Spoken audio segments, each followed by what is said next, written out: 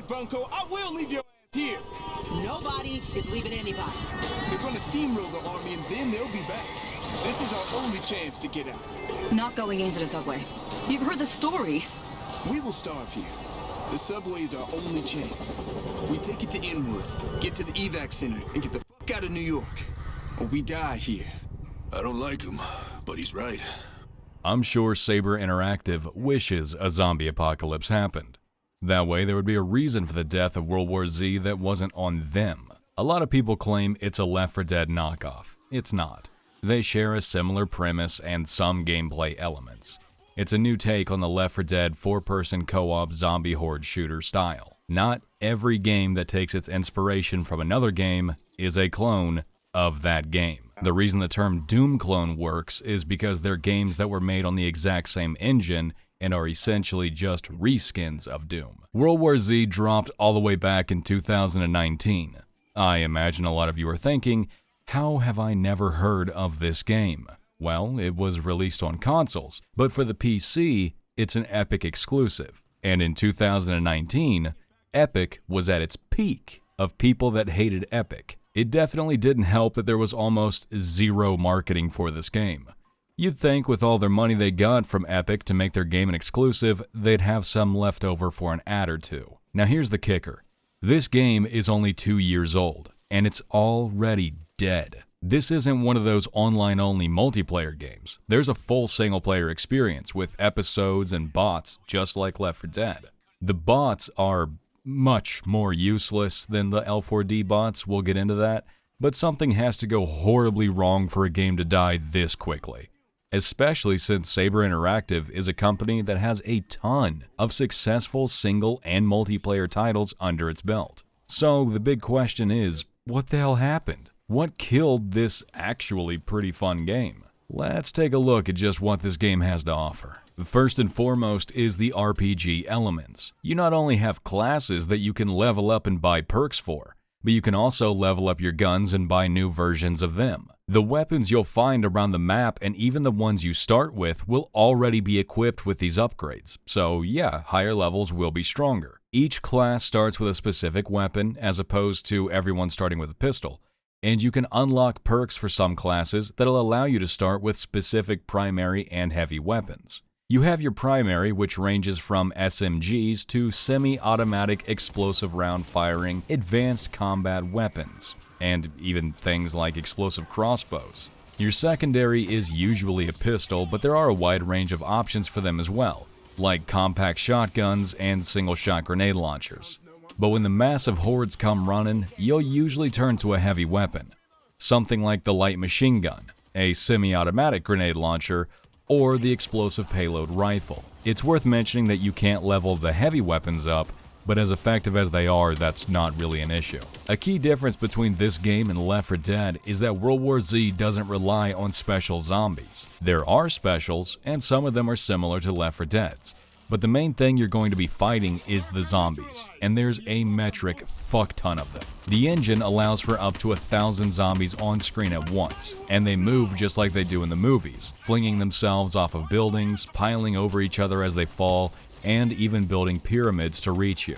It's genuinely a sight to behold and never stopped being impressive throughout my entire time with the game. Look at them pour in. That's awesome. The classes you get to pick from in the game are fairly different for the most part, and even though 2 of them are considered the best classes in the game, that's not to say you can't be effective or outright wreck zombies with all of them. You have the default gunslinger, your standard noob class where they don't really have to worry about positioning or managing items, just shoot at everything you see. The Hellraiser is one of the crowd control classes, specializing in explosives like C4 and claymores. The final perk you get when you max out this class also brings up a very important aspect of this game that's unlike anything I've ever seen. The perk allows your explosives to kill more zombies. That's not a joke, I mean it literally. Weapons of all kinds are capped with how many zombies they can kill. The devs didn't want people firing a rocket into one of these pyramids and killing every single zombie, defeating the horde with just one shot. So, depending on the type of explosive, you can kill around 20 at a time, give or take, but it's mostly take. The Hellraiser's final perk increases this cap for explosives. And because of the way this system works, even a couple extra zombies getting erased per shot can be a pretty big deal. The medic is one of the two classes people consider to be the best in the game. In the harder difficulties, you start without medkits, and they're painfully scarce throughout the map. So the medic's ability to use a medkit with the chance of it not being depleted is huge, along with all of their other health boosts and general ways of keeping the team on their feet. The Fixer is basically the medic if you replaced all of their health benefits with explosive ammo, which is why he's the second of the two classes that are considered the best in the game. C4 and Molotovs are cool and all, but what if your little SMG was full of explosive rounds? His big final perk that you unlock after maxing him out is reloading your team's unequipped guns every 10 seconds. It's probably the most useless perk in the game. The Slasher is one of those very situational classes that shine on the lower difficulties, but is almost entirely pointless on hard up. They're a melee-centric class in a game where the enemies swarm you. Yeah, they have perks that can aid you in melee combat, but let me go ahead and restate this one more time. They're a melee-centric class in a game where melee enemies swarm you. The Exterminator is basically just the Hellraiser, but with fire instead of explosives. He comes off as a bit weaker than the Hellraiser, but maybe that's just because of my playstyle. His Molotovs were a bit disappointing because the zombies don't die as they run through it. It takes a minute. And there's also a kill cap on them as well. So zombies pouring through a wake of fire, not dying, and some of them just not catching fire at all, really gives off the illusion of the Molotovs just not working, even though they are. The Drone Master is a weak pile of garbage until you level him up. Then he's a one-man army. Instead of grenades or other throwables, he gets a drone. This drone can be outfitted with either a stun gun or a pistol. Don't use the pistol. If you get pounced by a lurker or grabbed by a bull, we'll talk about those in a second, the drone will shoot it with a stun gun and allow you to get up. This is huge on higher difficulties. Don't let my general overview fool you. The classes all have a bunch of perks that you can mix and match to meet your playstyle. I just went over the main uses because this video is going to be way too long if I go through every single perk. The gameplay, as far as the campaign goes, is great. I'm not a big fan of third-person shooters because I usually find them floaty and the controls just aren't as tight as a first-person shooter normally is. Not so for this game. The aiming feels so good that it's as if it was specifically made for PC, like Counter-Strike. The stamina system is enigmatic to me. Sometimes you can sprint, sometimes you can't. Sometimes you'll sprint for a long time. Other times you'll go 10 feet and then slow back down to a jog.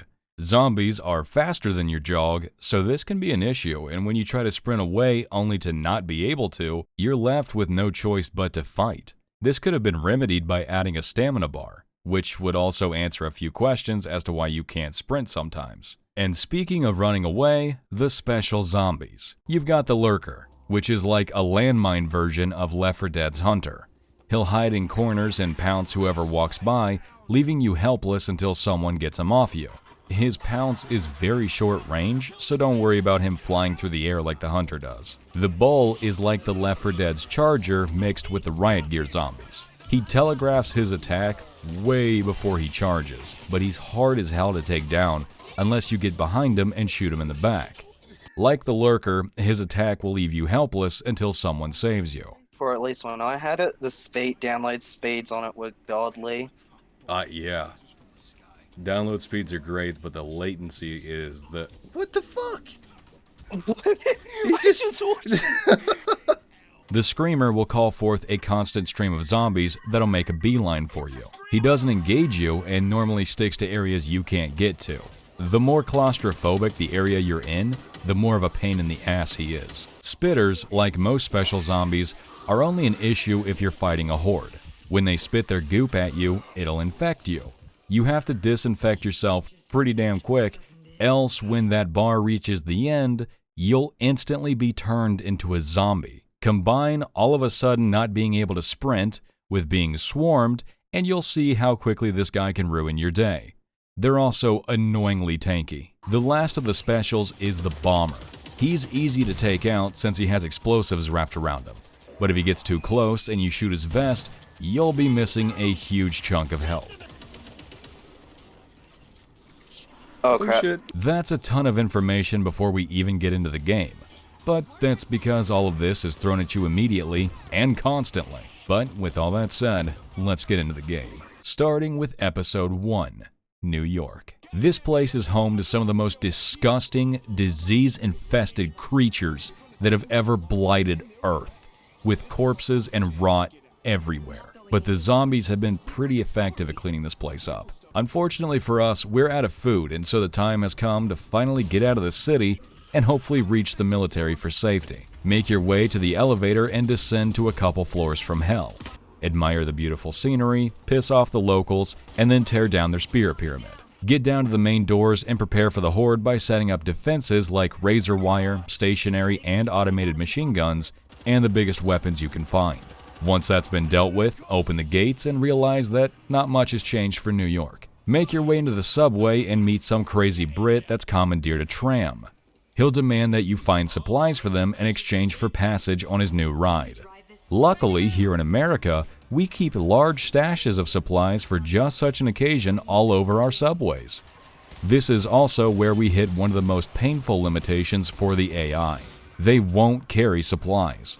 You're going to have to go back and forth from A to B many times throughout the single-player campaign. Even Left 4 Dead's AI picked up better weapons at the very least.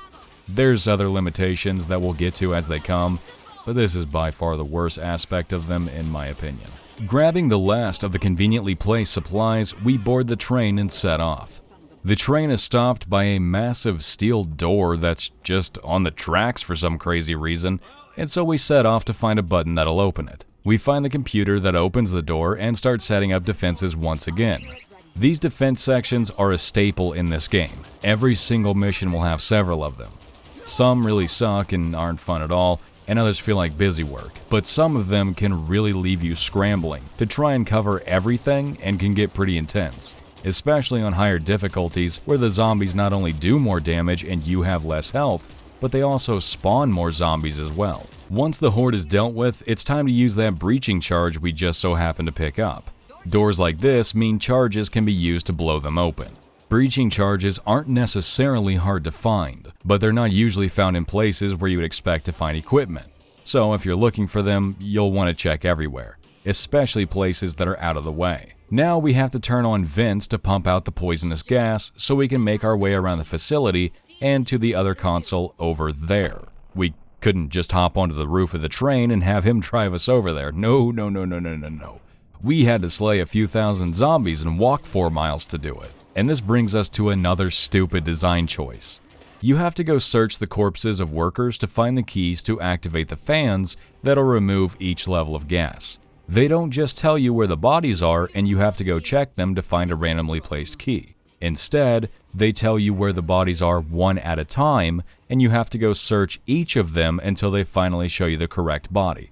So you'll run around knowing that the highlighted body you have to go search won't have the key. And yes, you'll be fighting a constant horde and getting jumped by more lurkers. You really have to stay together in this game, because even though there is melee, there isn't a shove like there is in L4D, and special zombies take more than one hit, so when the lurker pounces, unless you can bust off a headshot immediately, you're getting grabbed. Brave the gases at the lower level and shave off a decade of your life to find the final key, and activate the final console, and now it's raining zombies. Finally reach the other side and once again prepare your defenses for the horde.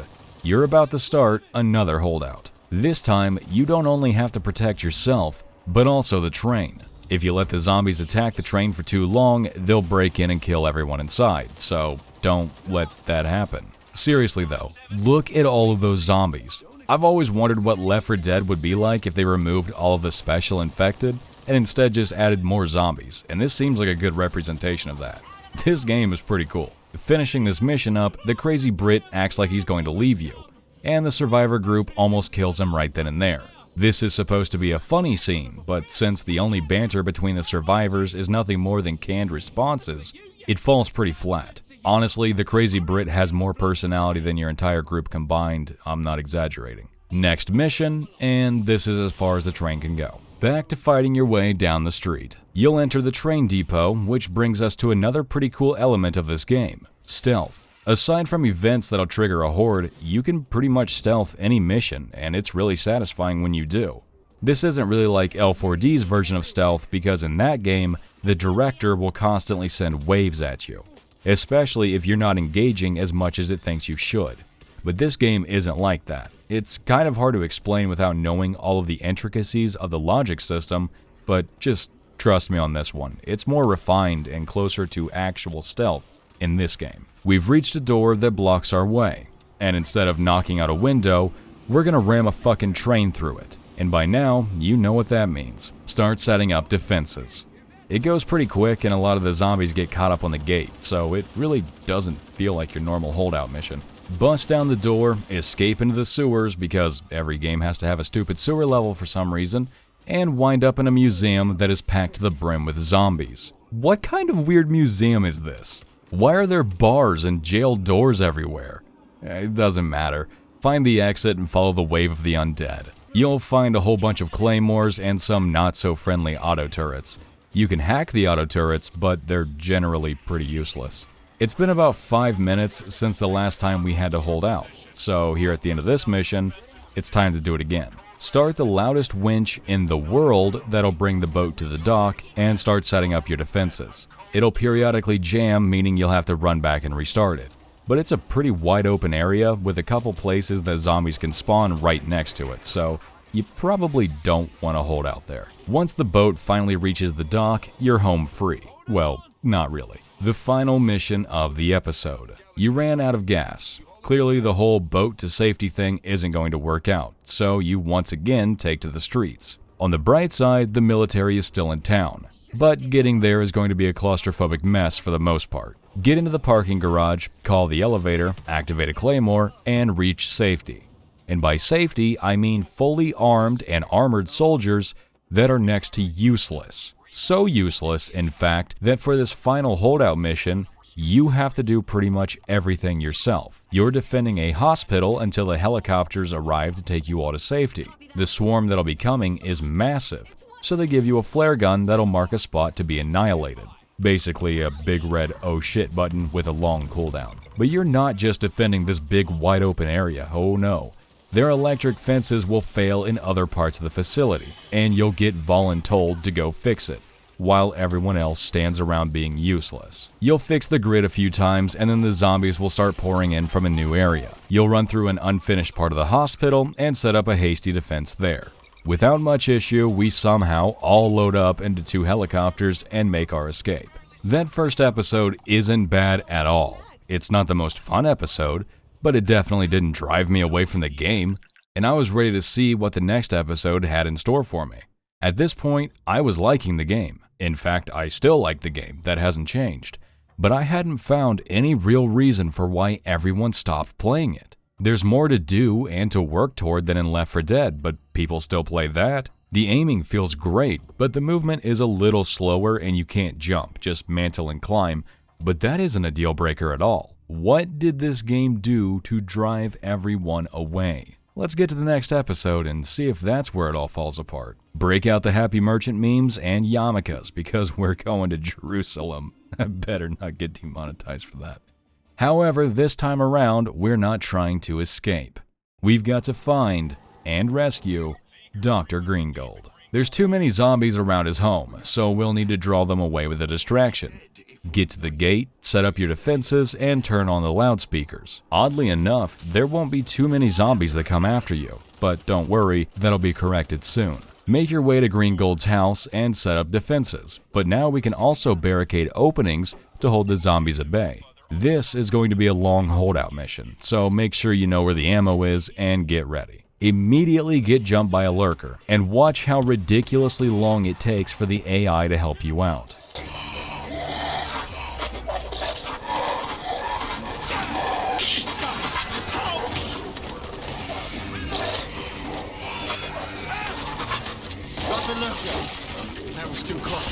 It's because of things like this that playing on harder difficulties is pretty much impossible offline, unless you've sunk a ton of hours into the game, have good weapons, and know how to use your class to its full effect. Now that green gold is safe, it's time to find some briefcases that hold the codes to the space laser that'll be used to decimate the zombie hordes. Yes, that's seriously what you're working towards. Check the wrong corner and get jumped by a lurker. Get up, run about 100 feet, and get jumped by another one. Then find the codes. Get momentarily lost on your way to the next building, then get lost in the building, and take way too long to find the final briefcase. Get back to Green Gold and escort him to the helicopters to GTFO. We'll run across the rooftops and somehow not notice the massive pile of zombies building another spirit pyramid until they're almost at the top. Get better gear, ruin another pyramid, notice the stupid AI stuck way in the back, decide not to use the crossbow, then change your mind and grab it anyways, then swap it out immediately. Set up what defenses you can because we're at another holdout. Decide to try out the crossbow once and for all and be mildly disappointed. But only for a moment because the helicopter is finally ready to leave. Accidentally go back to the same mission again, exit out and go to the right one, and be told that the helicopter can't take you to where you need to go because it has automated air defenses. You'll be dropped off crazy far away and make your way to the power plant from the ground. And guess what's next aside from this invisible wall? That's right, another holdout. Get your defenses in place, play Ring Around the Rosie with a bowl, and stock up. You'll be defending Green Gold until he learns how to turn the power plant's turbines on, which will make zombie slushies on an industrial scale. Fight your way through the power plants, offer up some his and hers bullets, and then shoot these claymores before realizing that a horde of zombies is about to run through this area and you could have used the help. Make your way to the gas station, find a ride, and then go collect all the parts needed to make that ride. Stellar commentary. Like and subscribe, folks. Of course, this section is just like the first episode. You'll have to go and get everything yourself, all the while your AI team follows you around like useless idiots. Pile in and floor it.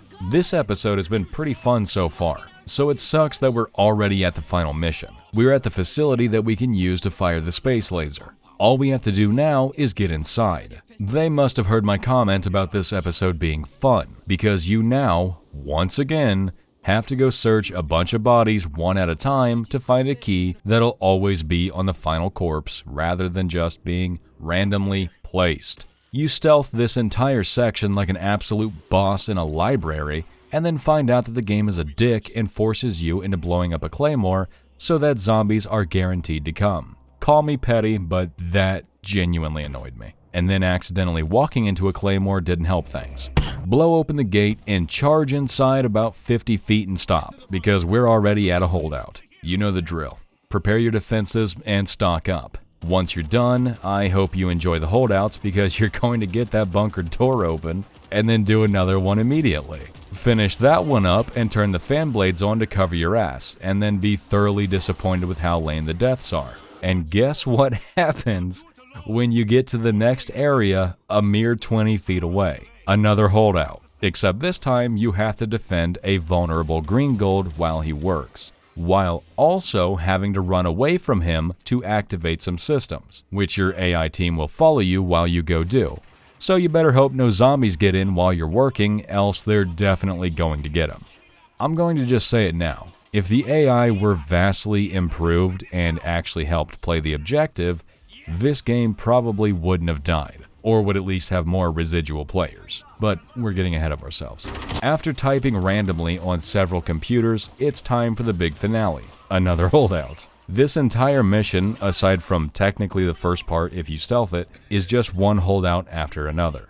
And I'm making it sound worse than it really is. The mission flows just fine, and I actually like it. But writing the script, I finally realized that this mission is basically just one big holdout section, where you only move one room at a time. This particular holdout is pretty sweet though. They really only come down two main sections with huge gates, so you can focus your firepower and even relax a bit.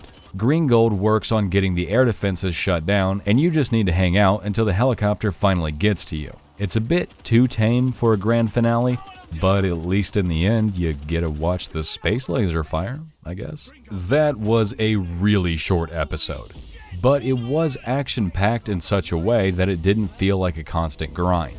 Just the moment you get to breathe, the episode is over. This would be great if you were just looking for a quick play session though. That's one of the best things about episodes and chapters, It's modular, so you can jump around to whatever you want. In Episode 3, Moscow, we finally get a character that has some personality, actual banter that goes with the story, and makes comments that relate to who he is as a person rather than just taunting zombies, exclaiming, or just being scared. Sergey. Moscow also has one of the better storylines, in my opinion. You start out searching for food, not unlike Episode 1's cast, but you see a military helicopter crash. Sergey, being an ultra-religious man whose personal mission is to save every last human being while freeing the zombies from their torment, agrees with Oksana that they have to save the helicopter crew.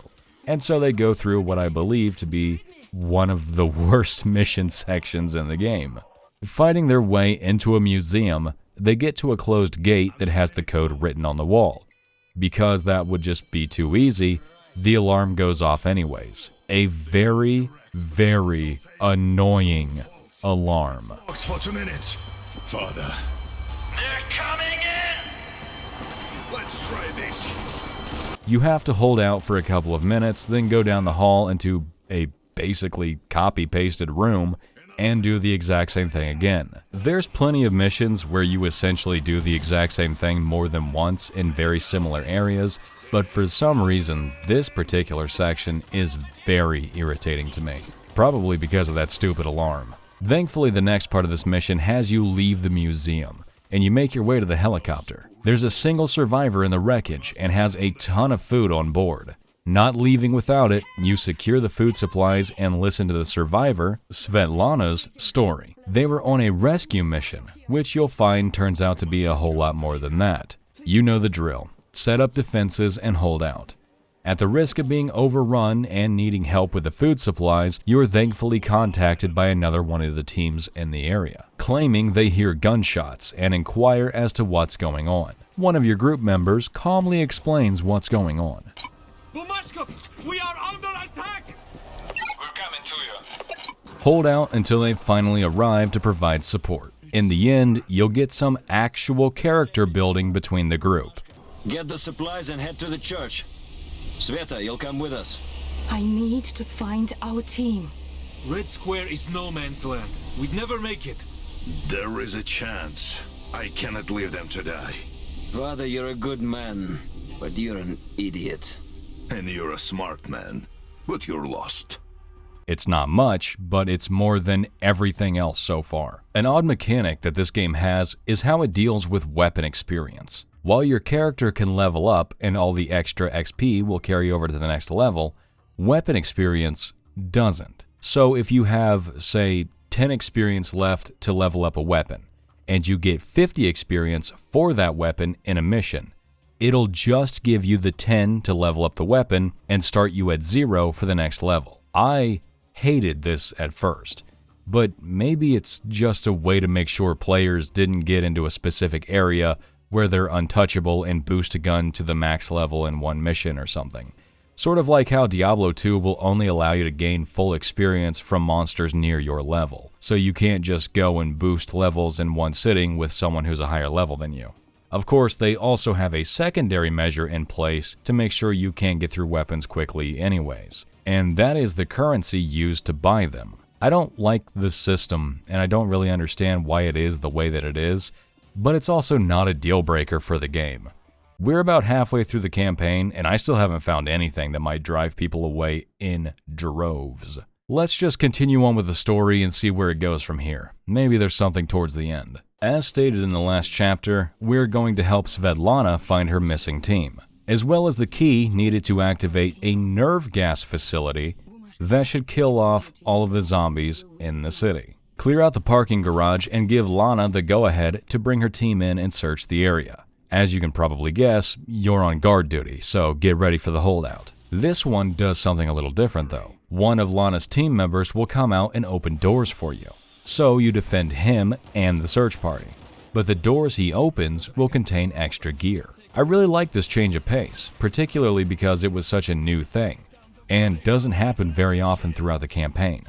Sprinkling in different stuff is good. Keep your core gameplay and don't switch things up too terribly often.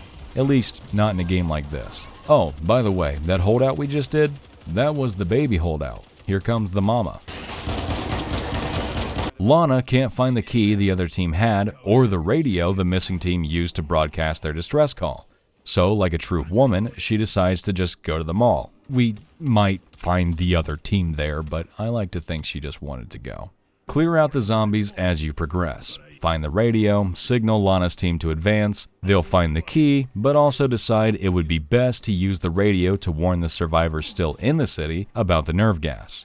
So you not only have to defend them as they use the radio, you also have to go search corpses for a hardware key. Yes, another key, to unlock the radio so they can use it. This is just like the first episode section where you search the corpses that appear one at a time until you get to the final one. I hate it. Do what you do best and almost have a heart attack when you barely save Svetlana and her team with 4 seconds left on the clock. Talk about tense.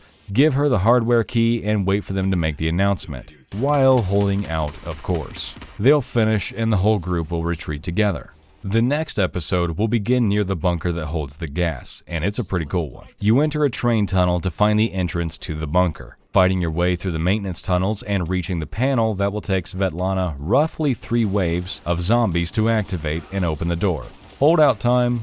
Gaining access to the bunker proper, you make your way through the manufacturing labs and all sorts of other areas. There's some hostile auto turrets, but if you hack them, they're conveniently placed to help out while you wait for an elevator. Sort of a mini holdout section. After that, more hostile auto turrets.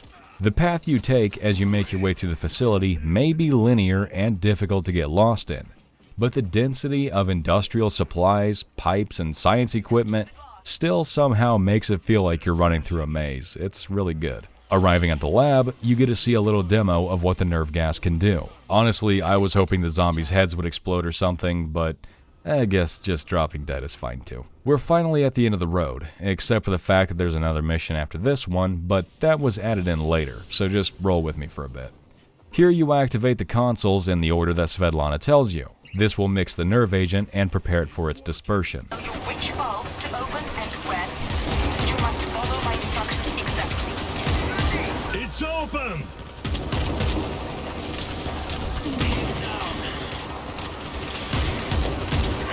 After all that, the nerve agent is released and the city is saved. Except it's not. On to the next mission. You were expecting the military to come and pull you out of your bunker since you did that whole save the city thing. It's been 5 days and you haven't had any food. So it's time to say screw it and try to find your way out of the bunker and back into the tunnels. Small issue. The nerve agent wasn't released in the tunnels, just above ground. Make your way back through the labs and turn on some ventilation to get rid of the nerve gas lingering in the room. These dudes in the hazmat suits are aptly named gas bags. When you shoot them, all of the toxins that have been building up with them inside the suit are released, creating a thick and potent cloud. Don't stand in it for obvious reasons. Also, believe it or not, this is the only time and place I've ever seen a zombie get stuck before. Good job on the pathfinding for thousands of zombies, developers. Seriously. Anyways, you reach the tunnels and even reestablish contact with Svetlana. Asking her what's going on, it turns out there's a lot more zombies in the tunnel than you might think. As in, enough zombies to not be affected by the gas that they left the tunnels and were able to continue the march to the end of the world. Svetlana needs you to go hold the E key on a bunch of switches, and that should save the city for reals this time. You go up through the train tunnels and reach a platform. Conveniently enough, it's the platform that contains all the switches you need to disperse the nerve gas through all of the tunnels. Boy, that's lucky. I actually despised this section. I hated having to find a door that had a light above it, then flipping a switch in an entirely different room that should open vents that you can then direct using a panel in another room.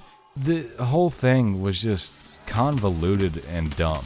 I'm aware that this game isn't realistic, and we just recently fired a fucking space laser, but this whole thing just came off as stupid. Unfortunately, it also takes a while. We boop all the beeps and pull all the things, and now it's time to run for our lives. Svetlana and some soldiers greet us outside the big door. A helicopter is on its way to pick you up. but of course, it'll take just long enough for you to beat a few waves during a holdout. Those highly trained soldiers die almost immediately. But Svetlana survives, and we all reach the chopper. Here's something to think about. We just gassed the tunnels, but look at all of these zombies on the surface. We may have committed genocide against the zombies, but there's still many swarms still roaming around. So, all in all, we definitely didn't save Moscow. Summarizing this episode, it's pretty good. It has some ups and some pretty deep downs, but I liked it. Except for the Drone Master class though, man, forget that at lower levels. That's getting switched out immediately for the next episode. The next episode is the last of the base game, with episode 5 being added in DLC. Episode 4 takes place in Tokyo and is definitely my favorite episode. This time we're going to run the Exterminator class. Anything, just anything, other than the Drone Master. I ain't got time to level that thing up, it already takes me way too long to get videos out. In my defense, I do play the hell out of a game before I make a video on it though, so. Anyways, episode 4, Tokyo.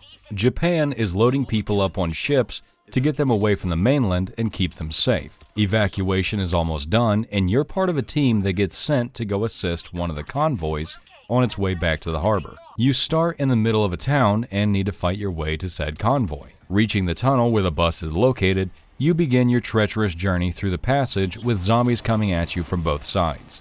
There is one annoying part of the section though.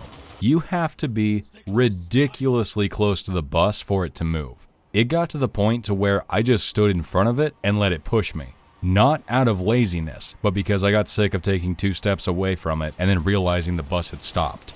You get to the end of the tunnel, but some genius raised the bollards, so you have to lower them, which of course messes up and causes a big ruckus, meaning you need to start setting up defenses and hold out until they lower. I wonder if this is what World War II was like against the Japanese. If I had heard one of these zombies yell,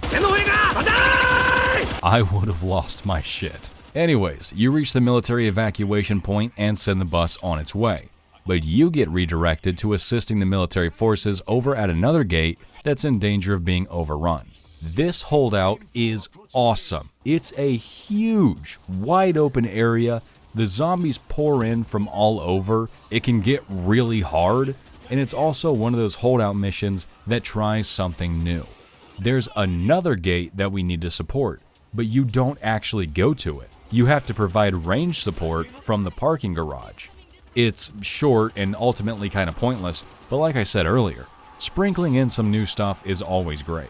After clearing out the swarm, you'll go through the gate and finish the mission. It's a simple premise, but I really enjoy the realism of it, especially the final mission, but for now we move on to the second one. We've been ordered to fall back to the evac zone and protected while they load the civilians on board. It's quite a journey getting there. I mean, look at this guy. We get to the bridge, but the soldiers can't open the gate until the coming swarm is destroyed. No one gets in until then. So, start setting up defenses and help the soldiers hold out. I love this particular holdout. It's awesome to watch them pour in down a single path like that.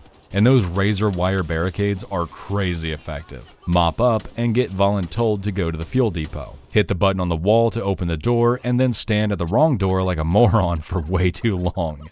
That's embarrassing. Once you get to the fuel depot, you'll be told to find and plant explosive charges around the building. It'll be used to cover the military's retreat while the ships depart. This is essentially a search the corpse mission, but for some reason, it really doesn't feel like one. Finish up and retreat back to the dock. Here you need to hold out until the ship finishes loading, so get geared up. There's relatively few places the zombies will come from, but this place is so congested with obstacles, it can make it difficult to cover everything. You'll have soldiers helping you, but as always, they're pretty useless. The ship will take a while to finish loading everyone, and once it's done, you'll board a smaller ship and GTFO, pulling back to a safe distance before detonating the fuel depot. We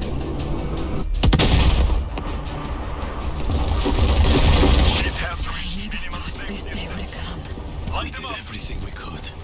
This isn't over. We will return. The final mission in this episode is awesome. You're aboard one of the cruise ships that's being used to hold the civilians, except someone on the ship is infected. People being packed in tight with something as contagious as a zombie outbreak basically turns the ship into a buffet. Teams are sent to investigate. What's happening? Stay calm. We are taking a look. Please stay in your cabin. You turn the corner and find one of the civilians being torn into. They're on the ship! Further down the hall, you peek into a door and are greeted by an entire room of them.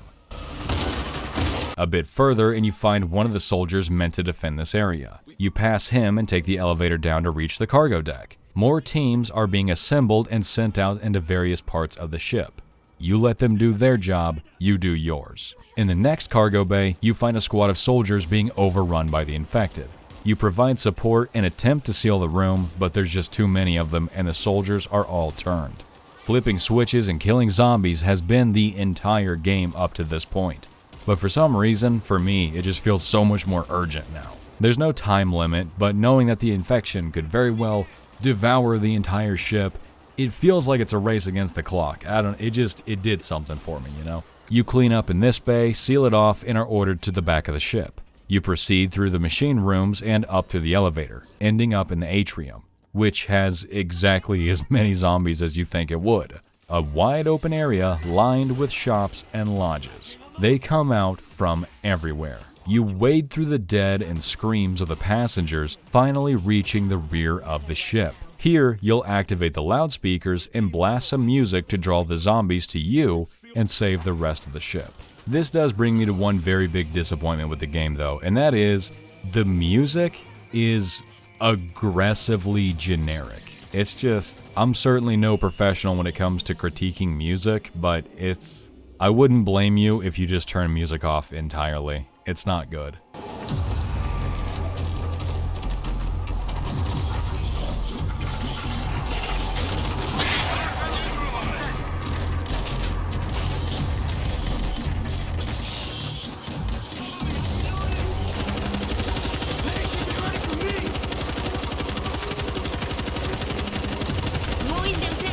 But back to the holdout, this is a long one, with a ton of crates and storage containers obstructing your view and forcing you to move a lot. Eventually, you'll receive support to assist you, such as helicopters flying by with machine gunners at their doors. When the last zombie falls at the rear deck, the surviving teams are sent to check every cabin and to make sure this won't happen again. And that is the end of episode 4. I loved that episode.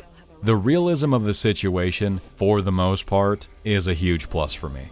I like Left 4 Dead, don't get me wrong, but actually being a part of an operation, as opposed to just storming your way through a million zombies all by yourself, feels good. But not only that, the level design was great too. A lot of wide open areas, but the zombies would be concentrated from just a few points. So you can mow them down in those areas, but the moment you run out of ammo and they get past those choke points, they can spread out and potentially surround and overwhelm you. It feels like you prepared for the situation, but then lost control of it. It's great. It's just great. I really appreciate that style of level design. It's varied. Not everything is a scramble to start off, but some things are. Adding little deviations in the playbook like that, as I've said multiple times, adds so much to the game that relies on such a simple premise. That was the final episode in the base game. The DLC would later add one more, and the Drone Master class. And in my opinion, the new episode was as disappointing as the unleveled Drone Master class. But before we move on to the true final episode, let's reflect on the base game. I know I cut around a lot because no one wants to sit and watch me play World War Z for hours on end. Well, actually, streamers do that stuff all the time, so maybe people would. Whatever, doesn't matter. So it may be hard for you to form your own opinion on what the gameplay is exactly like. But if you're willing to take my word for it, it's fun. I enjoyed it a lot. And at this point, I still hadn't found any reason for the mass exodus from the game. The fact that you level up alone should have held people's attention for at least a little while. But we're not at the end yet, and this is still just the single-player campaign. So, let's get into Episode 5, Marseille, which I'm probably pronouncing wrong, as well as switching over to the Hellraiser class. I'm not sure what went wrong here, but they inarguably did a poor job on this France DLC. I don't mean they tried and it just fell flat. I mean they just didn't care about it. The characters are somehow even more faceless. The voice acting, well, while the rest of the game isn't exactly mind-blowing, it's 3 notches below the rest of it. And they cared so little for these new characters that they didn't even give them a video backstory like they did for every other character in the game. That's just the preliminary insults. Let's get to the mission so I can bitch about the level design. The story starts off with your team, being apparently one of several, out looking for medicine. There's also some massive swarm that's on its way. You reach a pharmacy, but it's been picked clean.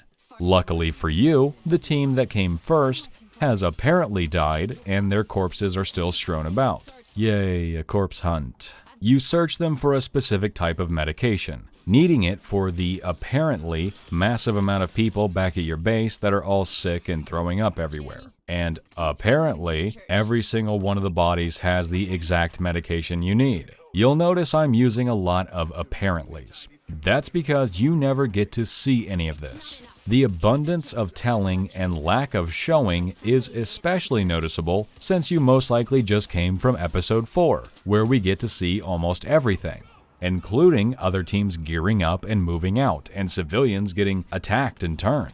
Once you've collected enough medicine, the church bell will start ringing and draw the swarm towards not the bell. They make it a big deal that the gate you apparently need to defend is so far away, and there's a slim chance you'll be able to travel that far in the short amount of time you have to assist all of the apparent defenders there. Turns out the gate is like 300 feet away and took 30 seconds to run to, even though I stopped for supplies a couple of times. Boy, what a journey. And when you get there, all of those apparent defenders are gone, and you're the only ones left. What happened to them? No idea. That swarm isn't here yet. It's too bad they didn't think to put their defensive position on the other side of the bridge, though. But now we find out why it was all set up this way. It's so your team can heroically proclaim that they will hold the line here, brother. And then the person on the other end of the comms does that stupid thing that so many games do,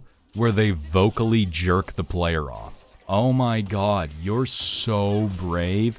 This world doesn't deserve you. God help you, Team 3. This shitty world doesn't deserve you.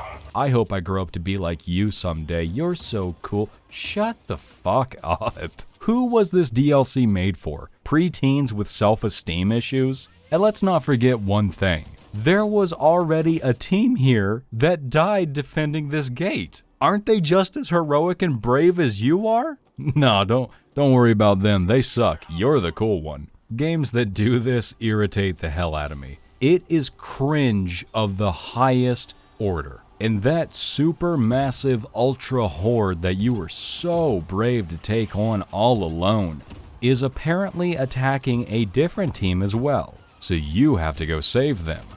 Remember that medicine that you needed to get back to the base so urgently? The plot doesn't either. Off to save some people that haven't even arrived at the place they were supposed to be taking losses at. Did anyone proofread the script? The story is falling apart with each sentence. That other team arrives in a van, you hold out again, they send out a dude with a saw to cut open the military storage containers and grab the equipment out of them to bring to the van. This is kind of stitching together a few different types of holdouts from the other missions, but coupled with this level design, it just falls flat for me. Loading up the van with weapons, it leaves, and you have to wait for another one to come and get you. It's just another holdout in the same place. Imaginative.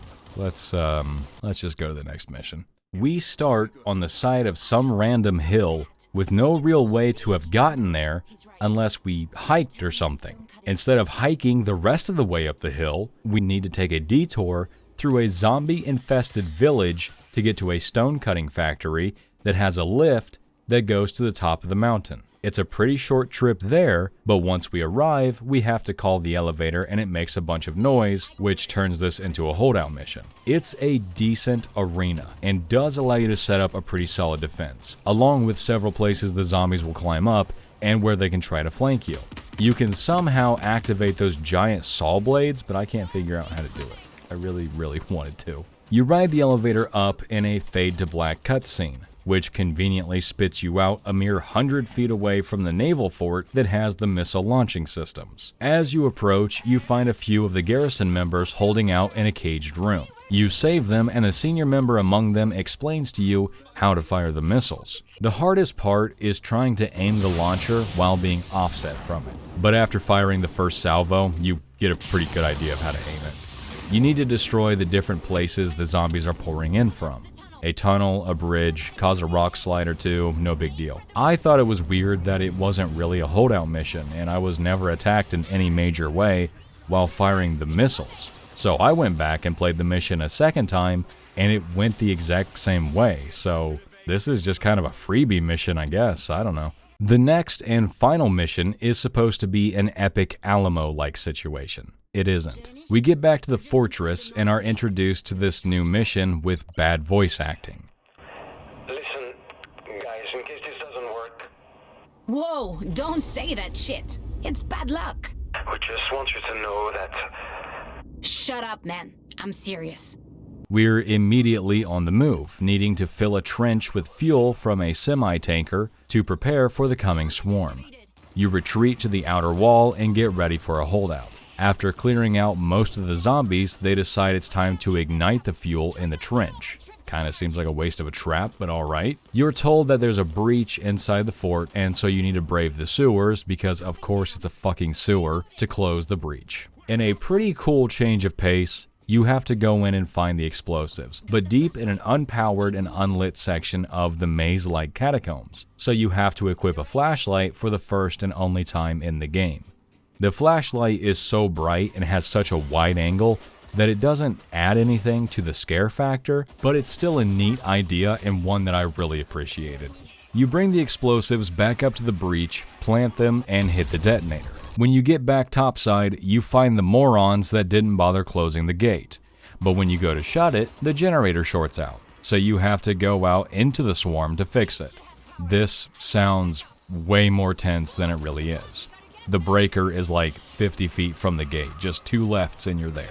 Though you've slaughtered countless zombies and are showing no signs of being overrun, the story still has to pretend to be dramatic and forces you to retreat to the inner walls. See that insane amount of zombies pouring in from down there? They're not real. This mission would be amazing if there were that many, but there aren't. It was a really big letdown. There's several places the zombies can climb up to get you, but they have to build pyramids up all of them. So you have a lot of time before they can become a problem. This mission does not feel like defending the Alamo, nor does it feel epic. It's just shooting fish in a barrel. And the worst part is the grand finale. You grab the flare gun and fire it into the air to signal the naval base to fire those missiles. Not only do those missiles do nothing at all to the fake zombies in the background, which makes it look stupid, but the cutscene you fade into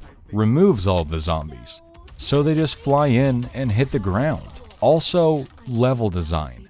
Why were the zombies coming from right there? I get that that's the way up to the base, but they're zombies. When they can't reach something, they climb and build pyramids. They did such a poor job on it. They didn't care about any details at all. It's a garbage DLC. They didn't care about it whatsoever. Very disappointing to me.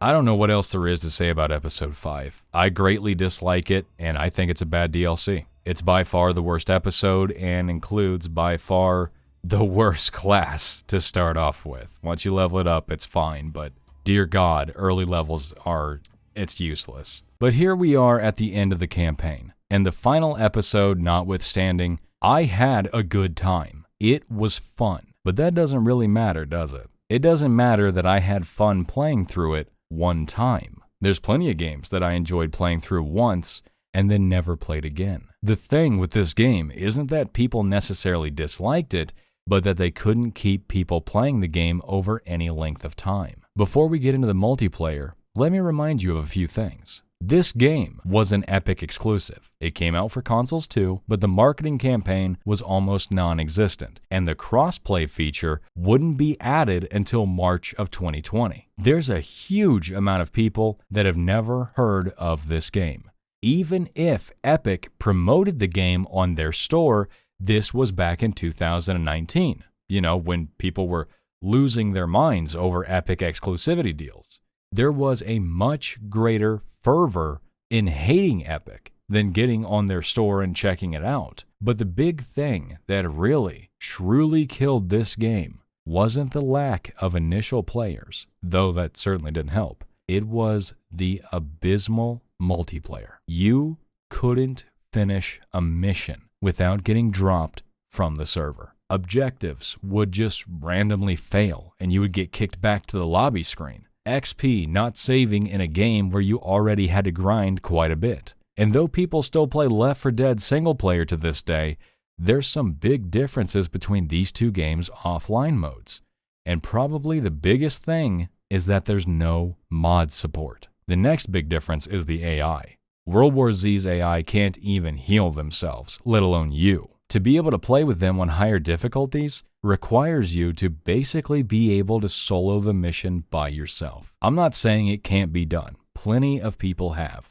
I'm just saying that you can't just have a casual game while wanting a little bump in difficulty. You either play on the easiest difficulty or you have some time in the game and learn to handle it alone. That doesn't make for a fun experience for a lot of people. And I'd love to show you the PvP modes, but I can't. I couldn't get into a game. I could play online co-op and did have some fun there, but the PvP is non-existent. I tried to do the challenge modes in co-op, but if I wasn't getting team killed immediately by bitches whose balls haven't dropped, the other players would go AFK in the middle of a swarm, would just straight up leave, or maybe they got dropped actually, or I myself would lose connection. It's a mess. A mess that didn't seem worth it. It got to the point to where I stopped recording my play sessions. However, I did get one good one. I tried to play my favorite episode, episode 4 Tokyo, on hard online,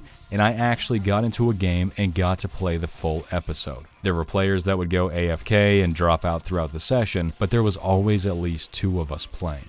Being stuck playing the easiest difficulty with bots, I'd never have to worry about zombies doing serious damage to me. But on hard, zombies can mess you up fast. It's a totally different mindset when you're playing with other people. When everyone is dead except for one, it's the whole team relying on that one person to either make it long enough for them to respawn or to finish the mission. It's more tense and just more fun to play in every way. Online co-op is the way this game was meant to be played. It is when it is at its most fun, and it was truly fun, but the developers' inability to actually make it work destroyed what could have been a very popular game.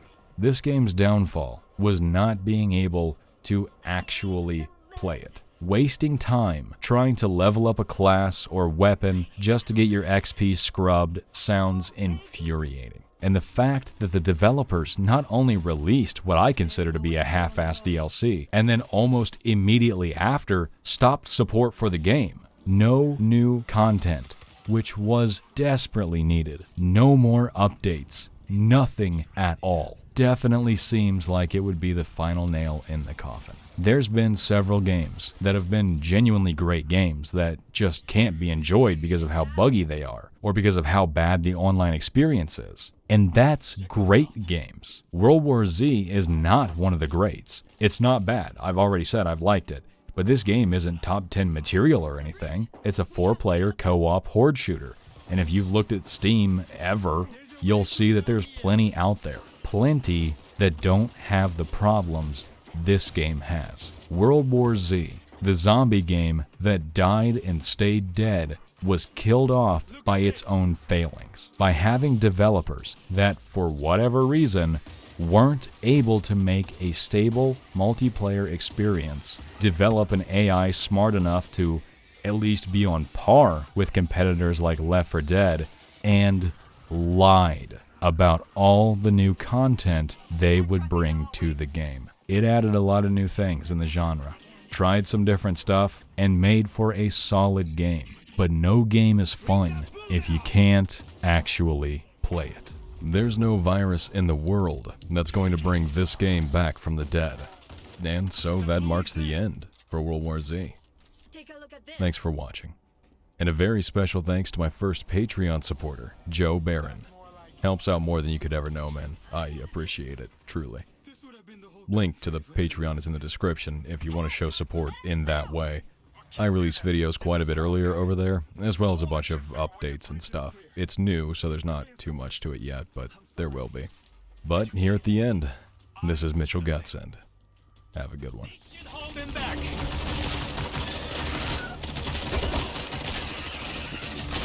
We got bombs on the ground!